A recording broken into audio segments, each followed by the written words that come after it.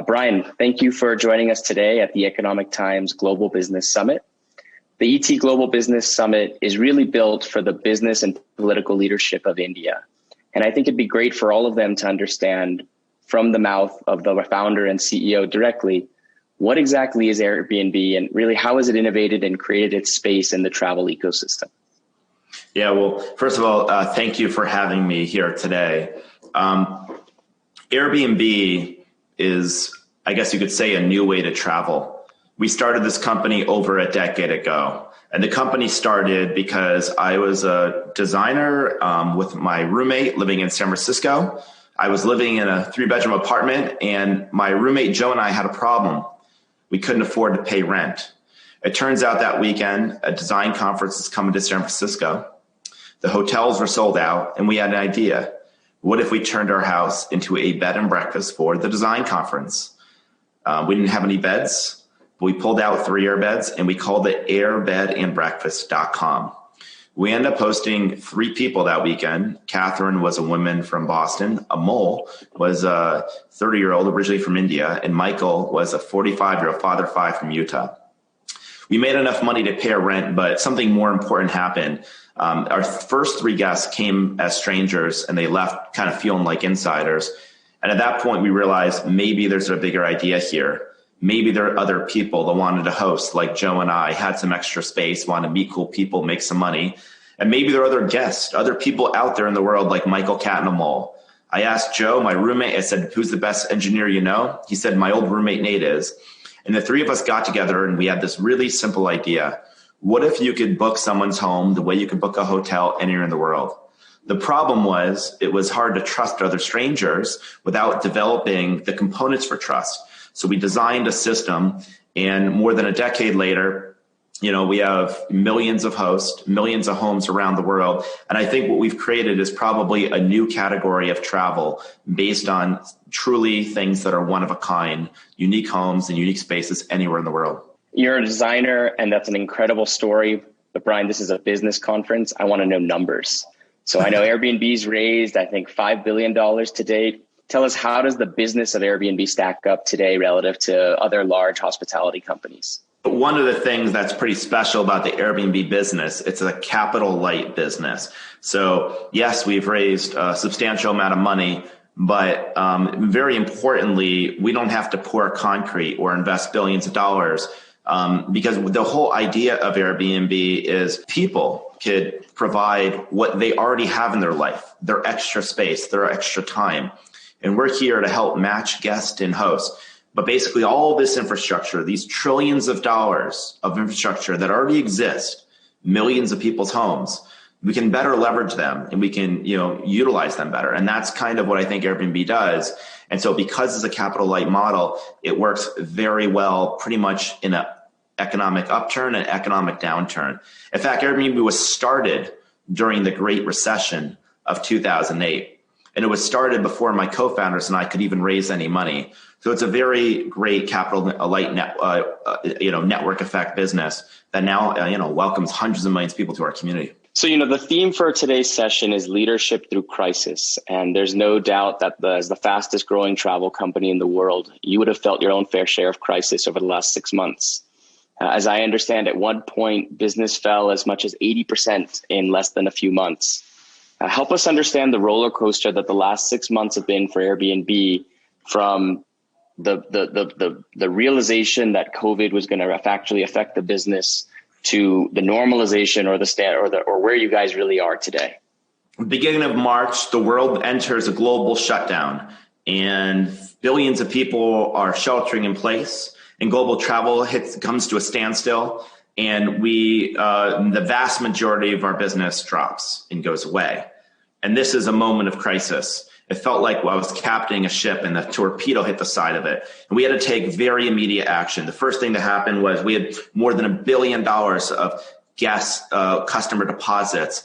And we didn't want them to feel unsafe. So we refunded their money. But the problem was that hosts were telling us they really needed the money. They were depending on the money that was being prepaid. And so we took $250 million in our own balance sheet and paid out hosts.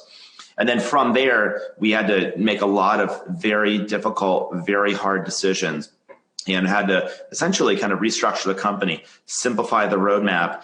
And really, at the end of the day, we got really, really focused. We got focused on getting back to the roots and back to the basics of Airbnb. And, then all of a sudden we started seeing some glimmers of hope. People, after having been locked in their homes, locked down for months, were saying they want to get out of their home, but they don't want to get on planes. They're not traveling for business and they're not crossing borders, but they're getting in a car and they want to travel, not more than maybe a tank and a half of gas. And they want to stay in local communities. And so there was Airbnb for them. And so it's been a kind of optimistic kind of resurgence a bit. One thing that stood up to me, and obviously we all follow your story closely, was a bit about how you handled some of that adversity. I mean, as I understand, you guys had to lay off almost 2,000 employees. And I know from experience, having worked with you guys in the past, Airbnb is really known to have a very employee-centric and humane culture. And I know downsizing and decisions like that are really hard decisions to take. I understand Airbnb approached it a little bit differently. And I wanted to understand a bit about how Airbnb handled restructuring in hard times and how it was able to really maintain its culture through that process.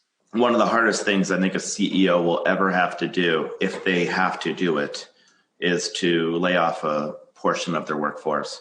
And it was certainly one of the most difficult decisions I've ever had to do. And it was one of the saddest days in my life when I had to inform our employees of it. I think that people in companies, they expect their leaders to have to make hard decisions, but they want to know that they'll do them with compassion and heart. And I think that the vast majority of people in positions of power and leadership have heart. I think the problem is that sometimes corporate processes, don't have the same heart as the people themselves. And they sometimes take a playbook and they kind of put it on autopilot. And we didn't want to do that. We wanted to really try to, handle this as personally as one could during a pandemic when you mostly have to do it on Zoom. So we wrote out a series of principles. We said, number one, we don't want to do 2 layoffs. So if we're going to do a layoff, we're going to unfortunately have to cut deep enough so that our future is secure and people don't have to worry about a second layoff happening. That the cuts we make have to be mapped to the business that will happen in the future. And we didn't know when travel was come back. And we did know that when travel would come back, it would be different. So we had to map our cuts to where the future would look like. We wanted to do as much as we could for impacted employees. So we tried to be as generous as we could for impacted employees. And we wanted to make sure that the way we communicated was as kind of human and heartfelt and personal as we possibly could, knowing there were some limitations. And so we ended up having to reduce the size of our workforce. But we gave all employees that got laid off 14-week severance plus a week per year service. In the United States, for example, we also gave them a year's worth of health care because obviously healthcare is very much connected to your employer. But we did a couple other things that I think were kind of unique. One of the things we did is our team had an idea. They said, what if we took a percentage of our recruiting team and basically turned them into a job placement firm for those that were laid off to help them find another job? And then the next thing they recommended is, what if we also created an alumni directory so anyone that was laid off could opt in to putting their information online? We could publish it and other recruiters or other companies could contact them. Well, we ended up publishing this alumni directory and we ended up getting more. Last count I heard, it was over 500,000 people visited their profiles and their job descriptions. Now, I don't know how many of them got new opportunities, but I sincerely hope that a few of them did. And I think some of this stuff doesn't even cost anything for the company to do. And so that's what we tried to do. And it doesn't make it, I'm sure the whole experience was still very painful for those that were impacted. And for people who had to say goodbye to their friends, I can only imagine what that felt like. But, we tried to do the very best we could. Our original tagline was, when we started Airbnb, was travel like a human. That was the basic idea. And I always felt like the human part of that tagline was more important than the travel part of that tagline. It's amazing. And I have to say, even having seen a number of companies out here, that directory has been a phenomenal resource because the ability for companies to look for talent that joins companies like Airbnb is a really unique thing. And it stood out to me as a very unique measure. If other CEOs are in this predicament, I do think that is one of the things that doesn't actually cost the company any money and other people can do it. It's totally opt-in. And what it does is it shifts a little bit of the burden from the employee. It allows the company that's got a much bigger platform to be able to support them. So there's a couple of these practices that I think could become normalized and they could actually benefit workers. So, it's hard to say that we're out of the COVID crisis now, but things are starting to feel, I don't know if normal is the right word, but they're feeling stable, let's say. How do you see the travel industry over the next 6 months and even after that sort of changing or recovering from this point? Well, the travel industry is never going to be the same. It is irreversibly altered. We can all debate and guess how it's going to change, but we know it's changed forever. We're never, ever going back to the way travel was in January because change doesn't go backwards. It only goes forward. I think that there's probably a couple things that are going to happen. The first thing that's going to happen is I think there's going to be more travel redistribution.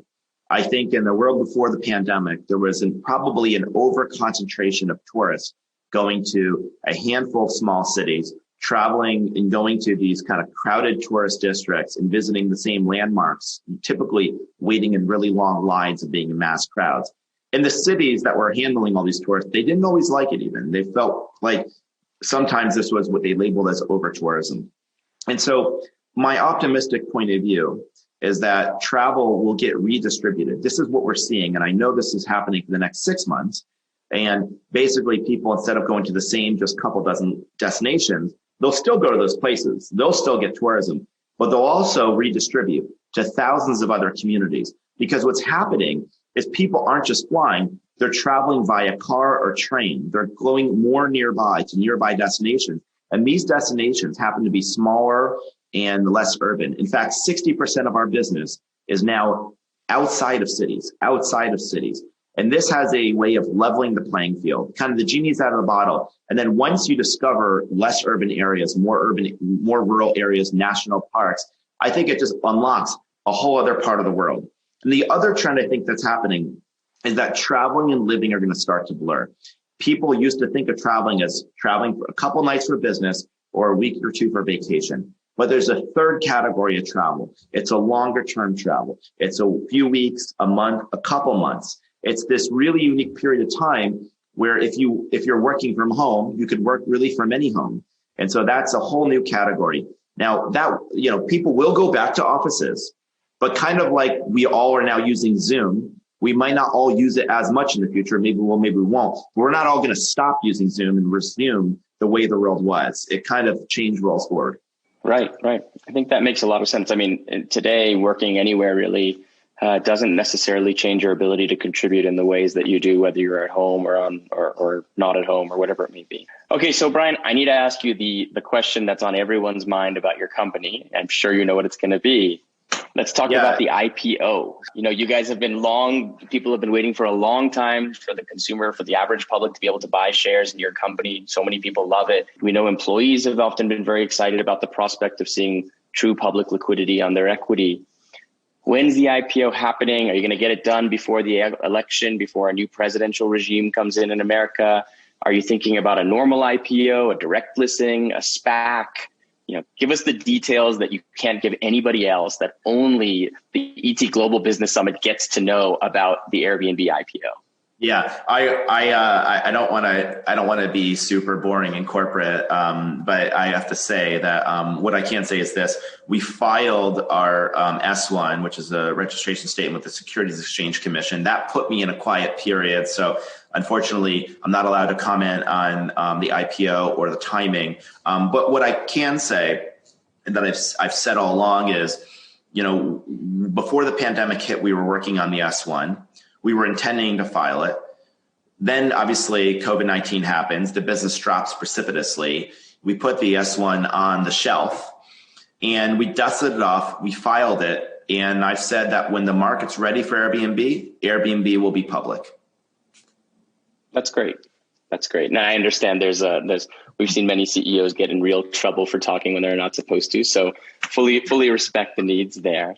But, I do want to understand a bit about the whole investor dynamic over the last 6 months, because so many businesses, both in India and in America, have had to really reset expectations, and particularly in the tech and the sort of high growth sector that you've been in. How have you, I know on one hand you're managing, tens of thousands of employees and a hugely volatile operating environment. But when you think about managing up in terms of thinking about the investors and their expectations, how have you, tell us something you've learned about sort of those engagements that you think will help you as you're a leader going forward as well? Well, I think it's like in times of uncertainty, the first thing you should do is increase communication. And so when the crisis happened, we went to weekly board meetings. Some of my investors are on board meetings, and I tried to make sure to do lots of communication and outreach just to make sure everyone knew what was going on. The second thing is I think it's really important in times of uncertainty and change to really tell a story of how you're making decisions, what your principles are, and just really reminding people the fundamentals of the company, what was true and always will be true regardless of the crisis. And what we were able to do was tell a story that, regardless of the economy, this model was really adaptable. It was founded in a recession. We were entering another recession where obviously people were still going to want to save money while traveling. They were going to make money by wanting to host. And they always had a desire to connect. I mean, the whole idea of Airbnb was to feel like kind of more connected to the communities you visit. And that wasn't going to change regardless of a health crisis. People's desire to travel is fundamental, and their desire to be connected to the places they go is really important, even if it means that you have to kind of constrain some of the ways that you do that. And so I think that, the fundamentals of Airbnb are still there. Right. And I think, particularly as you said, travel gets more distributed out. I know for us, we look for places that are less crowded now, and built up hotels aren't always as easily available, whereas homes are pretty easy to access. So I think there's fantastic tailwinds for the model going forward for sure. There's a general shift in consumer taste, at least right now, which is shifting away from things that are really big, mass and industrial to things that are a little bit smaller, more intimate and human scale. And this, of course, makes sense. Something that feels mass, crowded, industrial also would feel unsafe and unhealthy in the context of a pandemic. But I also think that people are kind of yearning for connection. And I think we, when we are isolated, we almost kind of desire what we feel like is taken away from us, which is, that sense of humanity and that connection. And so I think people are going to find a way to get it, and they'll do it within the constructs and the frames that they can do it. But, we're never really going to keep people apart forever. That's just not possible. That's not how we're wired. When it's safe for people to connect, they will, and hopefully some of that might happen on our platform.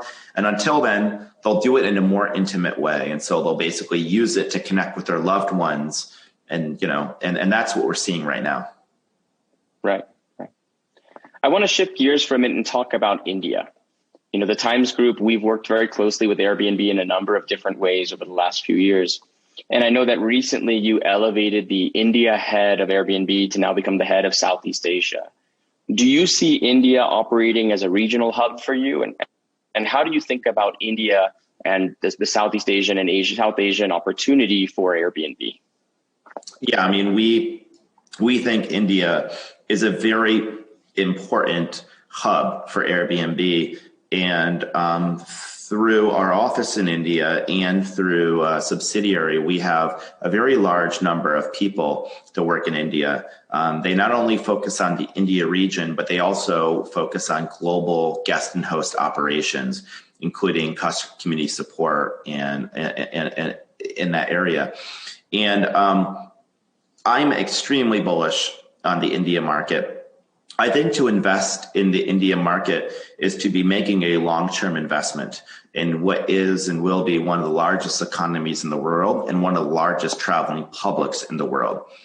And obviously, India, has a very deep history of hospitality. And I think that history of hospitality is very consistent with the values that our community has. And so I'm incredibly excited about the market.